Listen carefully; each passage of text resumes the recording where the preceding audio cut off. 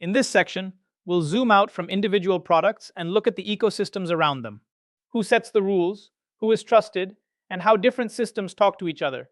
Governance and interoperability quietly determine which identity ideas actually work at scale. Digital identity doesn't fail only because of weak technology. It often fails because the relationships between players are chaotic. Issuers, verifiers, relying parties, and regulators each make local decisions, sign separate contracts, and interpret rules differently. Over time, you get overlapping connections, inconsistent standards, unclear liability, and plenty of room for fraud, disputes, and regulatory risk. Governance turns that chaos into infrastructure. A governance framework defines who is allowed to do what, under which rules, using which standards, and how conflicts are resolved. When those rules are shared and enforced, every interaction can build on a predictable, trusted foundation.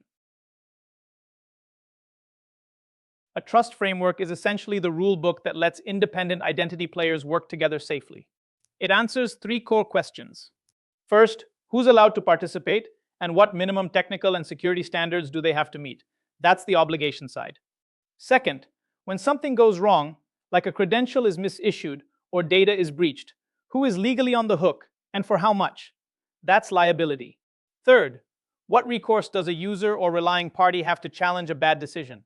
When those pieces are clear, the whole identity ecosystem can scale without everyone having to negotiate trust from scratch. Policy can sound abstract, but in identity systems it has to become very concrete. Consider identity proofing rules, revocation requirements, or privacy obligations. None of these live only in a PDF. They're implemented as specific cryptographic algorithms, chosen protocol versions, and detailed logging standards. Conformance and certification are the bridge. They translate high-level expectations into testable technical requirements, and then verify that implementations actually follow them. For leaders, the key point is this. When you change policy, you're implicitly changing technical specs and vendor requirements, whether you say so explicitly or not. Identity assurance levels are really just calibrated trust levels. At the low end, you mostly take the user's word for who they are.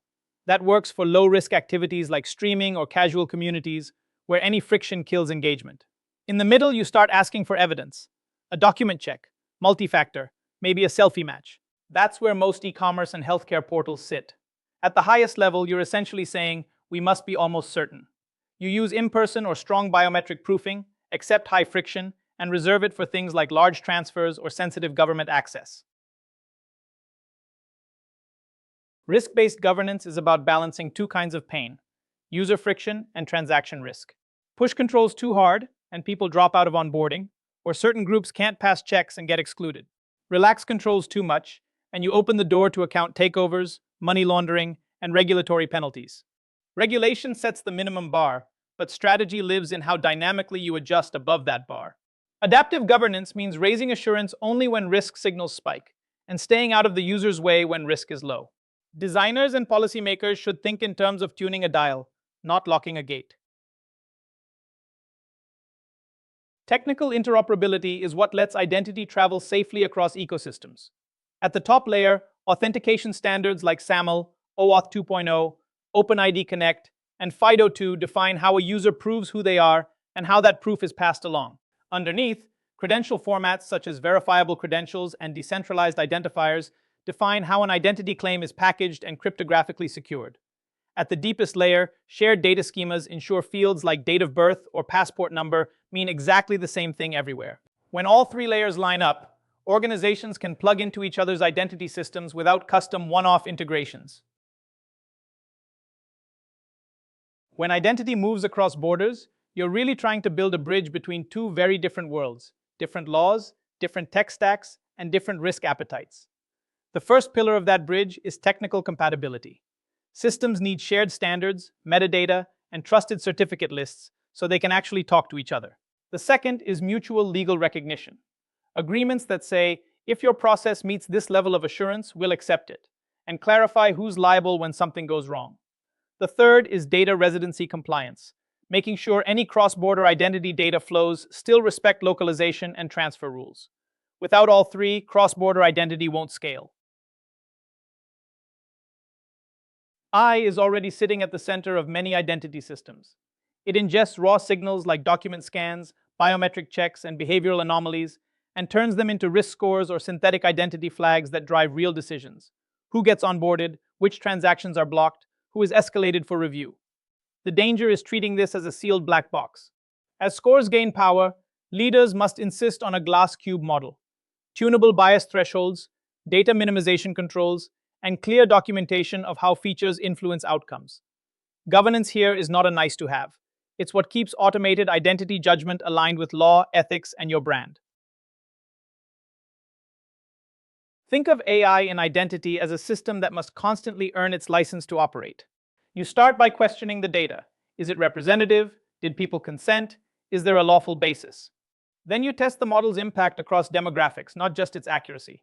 Once deployed, you treat every interaction as a risk assessment, watching for drift and abuse. You log inputs and outputs in a way that can't be quietly edited later. Crucially, you preserve a human override and appeal path.